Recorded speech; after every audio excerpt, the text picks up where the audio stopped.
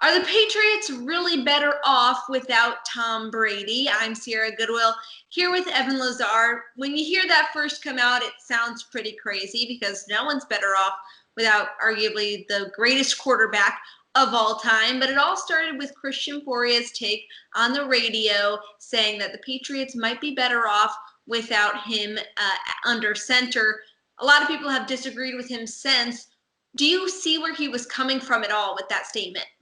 I do. I think organizationally, you can make the case that moving on from Tom Brady at this stage and starting this next chapter of Patriots football does make some sort of sense. You got a bunch of young receivers, a couple young tight ends as well that you want to kind of integrate, but also get up to speed. And maybe Brady wasn't the easiest guy to work with in that regard. And I think the second thing is that if you do sign Tom Brady to a 2-year deal, that's the rest of Jarrett Stidham's rookie deal for the most part out the window. That means you're kind of starting the whole process all over again with the succession plan for Tom Brady. So where do the Patriots end up 2 years from now if Brady sticks around on a 2-year deal?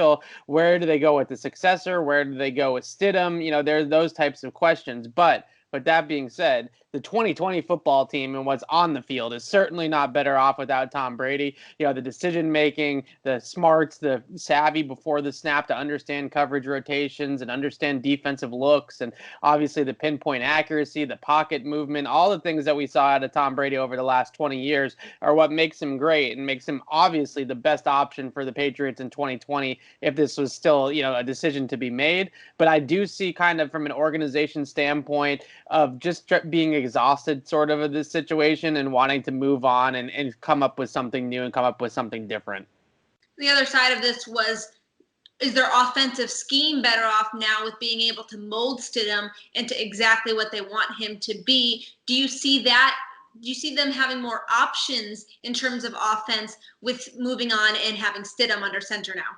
To a degree, I can understand why some people would say that they have more options in terms of Stidham's athleticism and his ability to move around the pocket and to get outside the pocket and extend plays with his legs and, do things like we've talked about, bootleg play actions and moving the pocket and changing, rollouts and stuff like that and changing the attack angle of the offense by doing so. That's all well and good. But the one thing that Tom Brady really allowed you to do, even though he was a traditional standstill pocket passer, was that he allowed you to add onto the scheme just different packages. The amounts of packages the Patriots could run from A to Z with Tom Brady because of his knowledge, because of his experience, is vastly superior to a second-year quarterback. So on one hand, maybe they can have some more creative schemes. They can add some more athleticism and more stretch to the offense with that bootleg series and things like that. But on the other hand, you really have a plethora of options with Tom Brady, a big berth of things that you can do